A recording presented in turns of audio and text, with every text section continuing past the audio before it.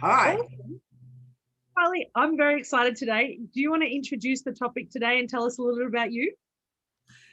I'd love to. So today we're talking about entrepreneurship, and which is a funny, well, not funny, but it's a great topic for you and I to talk about because we love this topic. We often have debates in our catch-ups.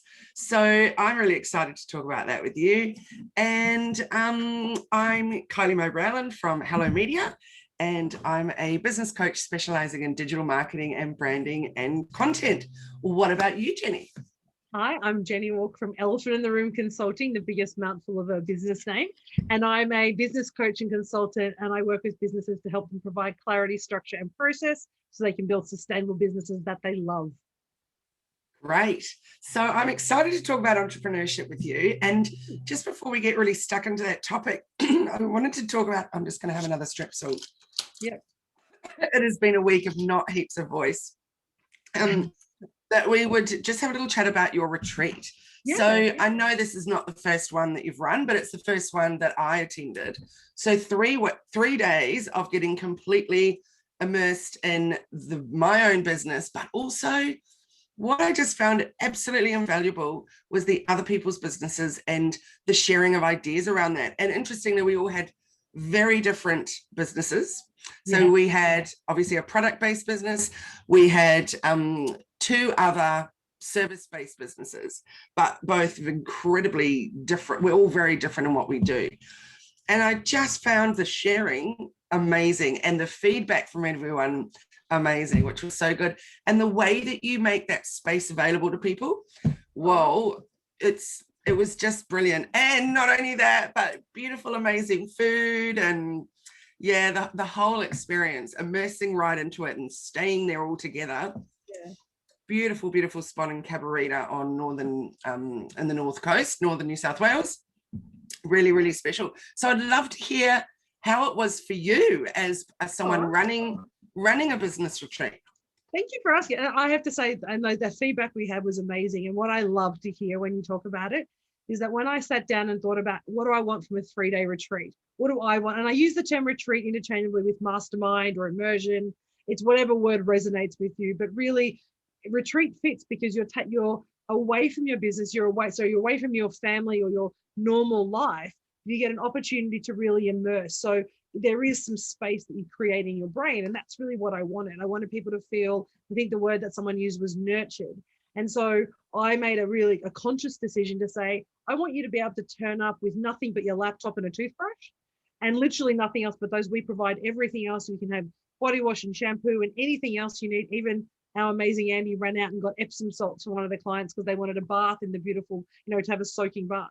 So we want to create this nurturing environment for people so they feel safe, comfortable, and just open to really explore those ideas. So for me, the experience for me is always a little bit voyeuristic because I kind of throw a question or throw a question out or share some information or an idea. And then my goal is to watch the room kind of embrace that idea and explore that in their own way.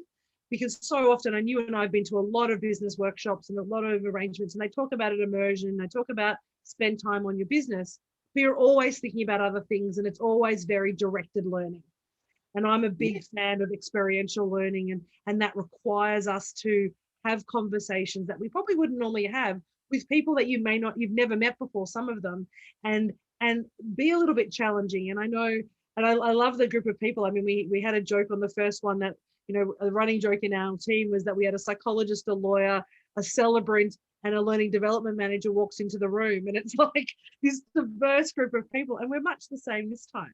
So from my perspective, it's all in for 3 days. Like it is immersive. So you come out and feeling like, I think I need a book on Monday off after I run it. Yeah. I throw everything, like I'm on all the time, but I love doing that. Like that to me is so energizing in the moment. I just have to remember that sometimes we have to stop afterwards and then reset. But no, I'm really happy that you felt that way. And that sharing in the room is really what it's about. That opportunity to say, this is how I run my business, and getting that immediate feedback to someone go, well, why do you do it that way? Or where's that gap? And sharing. And it's not about me, right? Even though I facilitate and I create this space, and I love to share my knowledge and share my, ideas and give people structure. At the end of the day, it's actually not about me. It's about the participants in the room feeling all those things that we've talked about, safe, ready to kind of challenge themselves and take on sort of a new focus on their business. So, yeah. And I think, Jenny, that the word retreat is perfect, because you're right. We've been to a lot of workshops and masterclasses. I run masterclasses and workshops myself, but people don't, it's not an immersion experience. It's a boom, hardcore 8 hours, let's go for it. Or, some of them are like a 3-day masterclass, but you're at home, you do whatever you need in the background, don't ever sleep in your own bed. It's completely different to eating. I was about to say eating and sleeping together, but we weren't sleeping together, but we were certainly eating together and chatting together and taking, when it was the break time, just we're still together. Of course, you could slip away if you wanted to, but really special to be completely immersed in that. And so definitely I think the word retreat is perfect. Oh, thank you. And it's those side conversations where I think some of the really gold come out. Like you and I had, we've known each other for 18 months. And that first on the very first night when or the second night when we're having conversations at like 11:30 at night, we've had some wine and beautiful dinner that Andy shared and prepared for us. We can actually have a conversation when we're not cluttered with the busyness of work. And I guess it goes back to that idea of the messy middle of business. We get stuck in this and we're always trying to do something, achieve something for some purpose. And we don't often just give our brain and our heart and soul space to just imagine what it would be like if we wanted to do bigger or different or something else, because we're so busy doing, and for a better term, the grind. And so that to me is why I love this topic of entrepreneurship today, because it's that kind of idea of what is business? Is it about the hustle? Is it the grind? Is it about passion that you love? Or is it a combination of all those? But sometimes we just need to stop and think, why am I here? What am I doing it for? What do I want to achieve through my business? And is it serving me? Because we spend so much time serving others. And that's what I love watching you, and you through that program or through the 3 days, is you were actually really reflecting on what you want to get out of, Hello Media. And it's an incredible business that has exploded in the last 18 months with you. And your growth has been phenomenal. But it was so beautiful from my perspective to give you the space and have that space that you could say, actually, I'm going to just sit back and think about and wonder, where do I want to take this beautiful business? And, what can I see happening in the next 5 years? Yeah, absolutely. It was a wonderful, unique opportunity to be able to do that. And also, I have been working, as you know, on the restructure and the reformat the way that I run it, and getting clarity over time, but still feeling quite bogged down and, how do I actually implement that restructure? Not sure that I was confused about just really how to in terms of time and all of that. So I got so much clarity on sitting there with you and listening and learning and all of that. And now feel I still need the time to be able to do it, but I feel like now that the time is going to be really put to, it's going to be a lot more efficient. Yeah. Which is great. I do love a bit of efficiency. So that's always nice to hear. Yes. So I just thought it was so wonderful, and I want everybody to know about it. And so when is your next one, Jenny, and how do people get involved in it? Well, thank you for asking. So the next one is actually in May. So we're just confirming it'll be probably the second or last week of May, Friday, Saturday, Sunday. It's a weekend designed to take you away. And it will be in the Cabarita Beach, so the same location. We've actually secured 2 apartments and an amazing function room where we can actually do a networking event on the Saturday night. And to get connected with me, best way to find me is through my website, EITRconsulting.com, or you can reach out on Instagram or Facebook at Elephant in the Room AU. And we have lots of posts and conversations around that. But just, holler, pick up the phone, give me a call, and we can chat and tell you how you can be part of it. And the fact that it's supported by a 6-month program is what I'm excited about. We actually have our first person already booked into the retreat and the program because they had that beautiful feedback from somebody. So I am so excited about the next one. I'm excited about all of them, but this next one, being able to have the space pre-booked in, and you just all my thinking now is, what can I do better from last time? What do we need to add? So that's where the feedback from you guys is going to be really phenomenal over the next couple of weeks.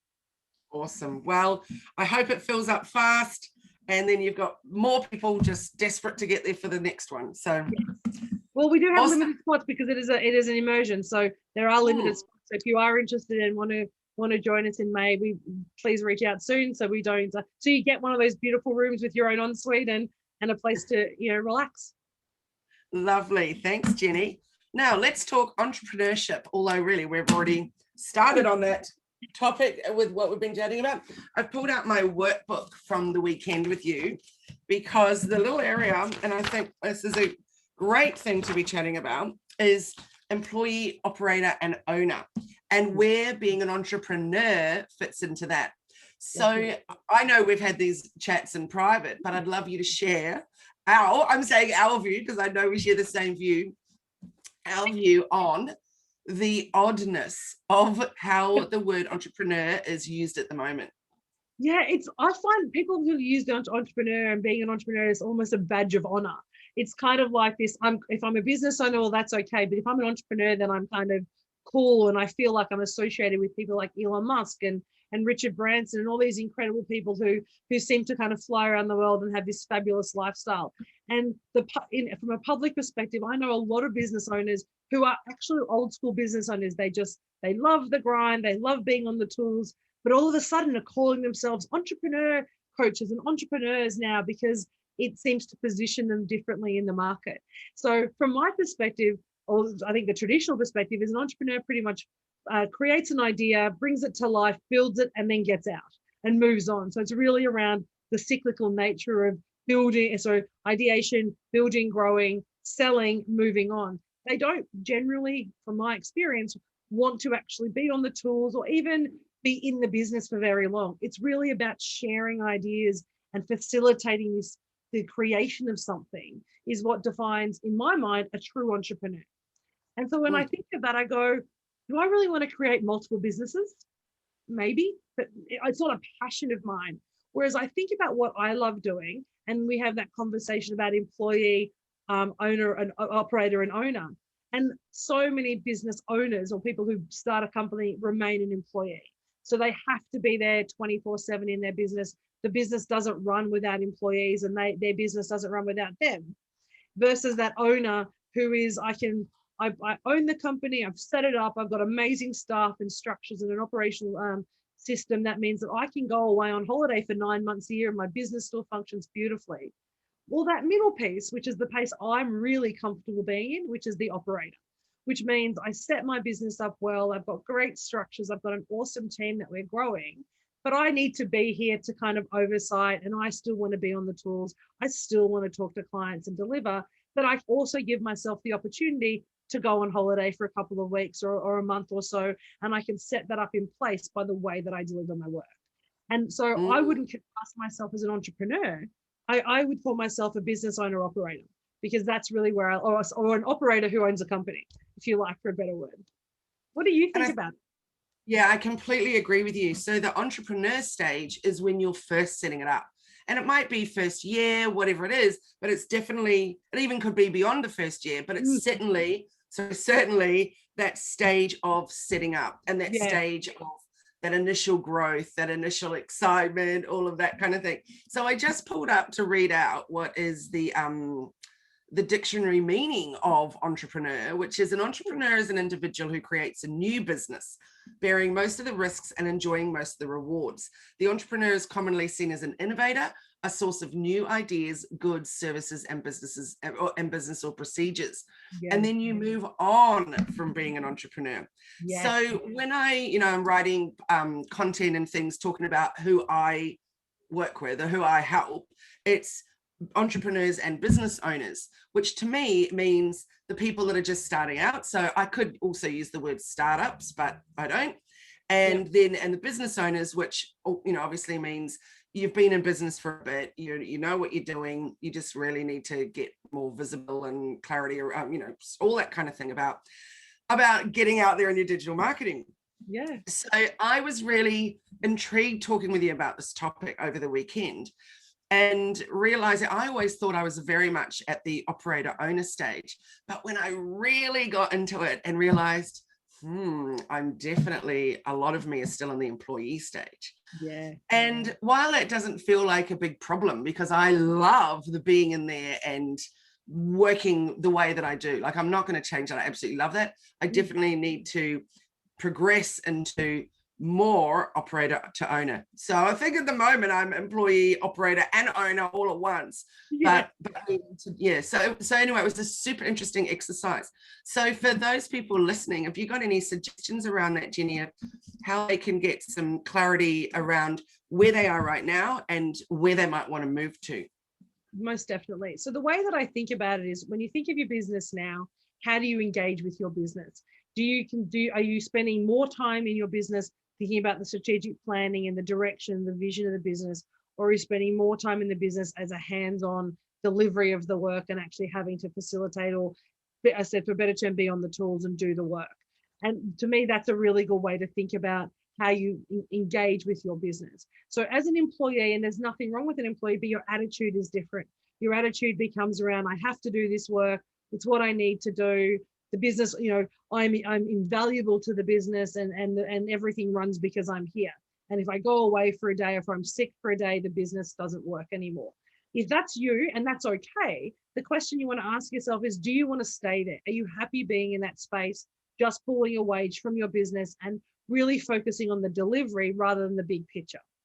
And then when we move to an operator level, that's where we start thinking about that strategic vision. So I think about it almost like the puppeteer to an extent, where you have, or the person with the marionette puppet who's pulling the strings and thinking about where we want the moving parts to go. So we're not just part of the moving parts, we are creating the moving parts as an operator. So we're starting to think strategically about how we grow our business, what we want to do with the business, what's the vision, where are we now, how do we get there, and then creating the systems and the processes behind that to help us do that. So we're thinking strategically as well as doing the work as well. Does that make sense? Absolutely. And Yeah. it very much is like exactly what I talk to people about, is making sure that you step away and take time to work on the business, not just in the business. So that's like, if you're constantly being the employee, you need to step back and be the operator for a bit, which is why last year I put that CEO day in place, and so that I had a day a week to work on it. And it's such a good way of doing it, because you're actually giving time for yourself, Kylie, and you get to the end. And for me, I know what the feedback I give you for that is the difference that it made for you, for your mindset last year, when you said, you know what, I'm giving myself, whether it's a day or half a day, to focus on the business and me. That's when all those amazing things started happening for you, because you're able to really, bring out all those incredible ideas that you have in your head about how to serve your customers better. And that's what we started to see. And it was such a revelation for me to observe that as a colleague and as just somebody in the market, going, wow, that is a huge change.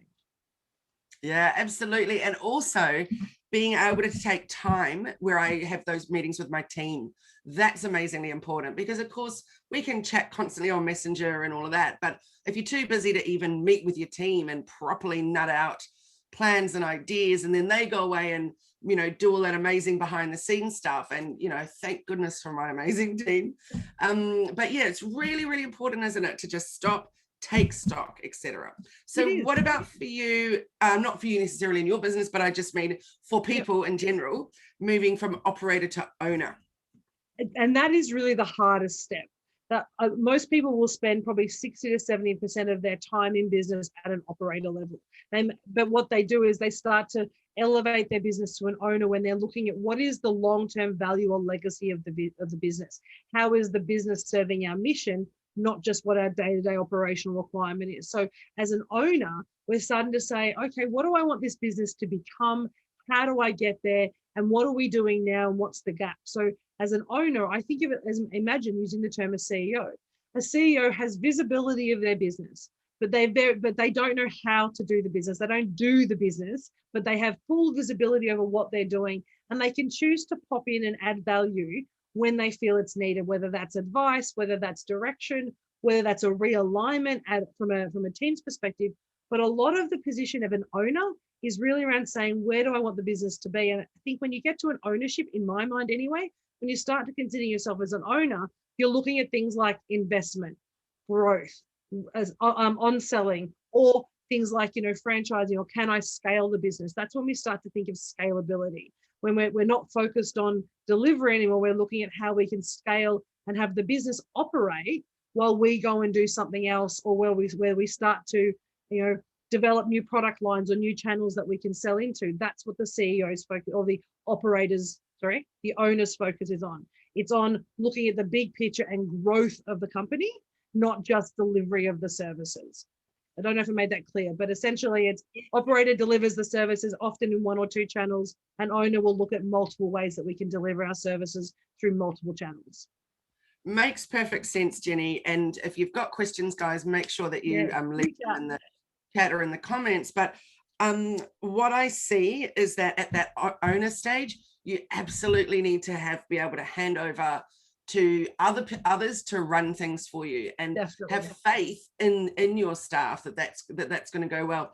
I had this amazing chat a couple of years ago with my sister-in-law, who was at the time in a very top job in New Zealand for Air New Zealand. And we were talking about her exit plan and what her next stage was, et cetera, et cetera. And I was like, who can take on your role? And she said, oh, it'll be one of my team. I was like, whoa, are you ready to do that? Like, to step out and step them in? And, that's really intense. And she said, I believe everybody should only be at that role for, X amount of years, she said. And then it's time to move on. It's time to let fresh thoughts and ideas come through. And I said, that must be quite confronting, though, that at any moment it could be, someone that you have trained up and they're going to step into your role. And she said, but I actually haven't done a good job if my team isn't ready to step into my role. That's my job, is to prepare them for that big moment. And I thought, what a fantastic and extremely abundant viewpoint to have, that your job is not there just to do the best you can and be the best and wear the badge or have the medal or whatever for being awesome. Your job is to make that team awesome and ready to take over. It actually, when you said that, it actually reminded me of a very straight point, and it's going to sound a bit strange, but hopefully it'll make sense. When I was teaching martial arts many years ago, so I started doing karate when I was like 16 or so, and I hated it to start with, but it was a struggle for me. So I was like, I'm going to keep doing this. And I ended up becoming quite proficient in it and became a senior instructor and got my 3rd Dan black belt and was running clubs. And when I used to coach, I would give every single secret that I possibly could to my students, because my view was just that my job was to make my students as good as me, so that they can then start showing me the new ways of thinking and to help me push to be better and grow and innovate the way that I was not only delivering the training, the syllabus, but also how I approached my martial arts training. And I had a colleague of mine at the time say to me, oh no, you never give them everything. You never teach them everything that you know. You don't want them to beat you. And I said, you know what? I would love them to be able to beat me. If they can come into a sparring match, if we can do a sparring match and they use their skill and expertise or skill and experience that we've been able to share and foster for them, and they can actually best me in that environment, then I have that to me is the ultimate version of success as a martial arts instructor. And it was the first time, and I think I was about 18 or 19 at the time, that I had this person say to me, you always keep something for yourself. And I think it's actually in the back of my mind been how I've approached everything, is that I want everybody to know everything that I know, because it means that if I keep giving all my secrets away, then I've got to learn new secrets. I have to keep growing and evolving. And that's really, for me, that's what businesses should do. If you want to keep some secrets, then you end up being Kodak and you end up becoming irrelevant, because someone else finds your secrets, knows how to do them really well, and then just goes off and finds new secrets, right? Yeah, so I think that's a beautiful way of describing it. I totally resonate with that too. And interestingly, last year, my theme for the year for me was give and grow. So if I just giving it out there, then I was then able to grow my business because I was giving freely and sharing. But this year, it's actually give so others can grow. And it felt like the right time for that too. So, and then, so for me, this year's not so much about my business growth, but actually restructuring so it's sustainable and all that kind of thing. So I just, the give so others can grow just felt really, really right, which is exactly the topic we just talked about, and exactly what you were just saying with your example, which is a wonderful, wonderful thing. And I think that's what I think if we think about what entrepreneurship is, entrepreneurship for me is about fostering new ideas. And as you said, the definition suggests that is that idea about saying it's looking at wonder and possibility, not what's happened, but what could happen. It's that future focus of saying, I'm doing really well now. I love what I have, but is there something else? Is there a different way? Even if I'm perfectly content and happy and living my best abundant life, it's that opportunity to say, what can I do differently? And is there a different option? And what happens if? And that wondering state, I think, is where a lot of entrepreneurs spend a lot of their time, which is why you get that kind of ideation, development, growth, get out, because they want to be constantly finding those ideas. And if you're constantly looking at the next thing, it's very hard to build something in real time. So I think there's that. I love that you said very early on, and you said it very quickly, but I want to bring us back to it, is that entrepreneurship is a stage. It's something that we can go through, and we can either choose to remain an entrepreneur and have this constant cycle, or we can step in and out of entrepreneurship when we feel like it's ready to grow. Like I feel for you, that's where you are now. You're in that kind of entrepreneurship phase of how do I structure so that we can grow, so that I can step out and do other things and explore new ideas. And that's what I'm loving about observing you and your journey this year. And that theme for the year fits perfectly for you. Yeah, I love it. What's your theme for the year, Jenny? It's actually expansion. I love like single word themes. So last year was just about growth, or actually 2 words last year, growth and consolidation. And this year really is about expansion. I feel this year is about continually growing and looking at how I can find deeper and stronger and better ways to serve my clients and thereby grow my business. So the retreats, moving from doing 2 retreats a year to 3 as one option, because I've had more people interested in coming. So how do we facilitate that expansion of the way that I think? So more learning, back to doing more audio books, more podcasts, spending too much time on Clubhouse, all those things to try and fill my brain with new knowledge, so that then I can share that back. Wonderful. So Jenny, thank you for our chat today. I enjoy it every week and look forward to it. So let everybody know, how can they get in touch with you? So at Elephant in the Room AU on Instagram and Facebook, or EITR consulting.com if you want to catch me on my website.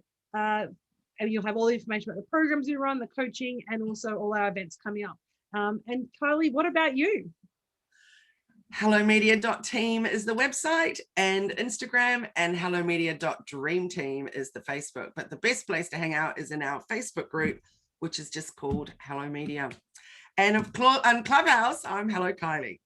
And I'm EITR Jenny, but that's going to change after some advice from our amazing people 2 weeks ago, from Lisa and Fiona, talking to us about how we should name ourselves on Clubhouse. So we're looking at changing that the next day or two, just to reflect their great advice they gave us. And me too, but I can't come up with what it will be, because when I went to change it, it says only once. So I was like, oh, I'm going to hang off for a moment and really think this one through. I've been spending a lot of time pondering that question about what do I want to be called, because you named it, what the cat thing was like, oh, who is that? What am I? And it's such a big thing, isn't it?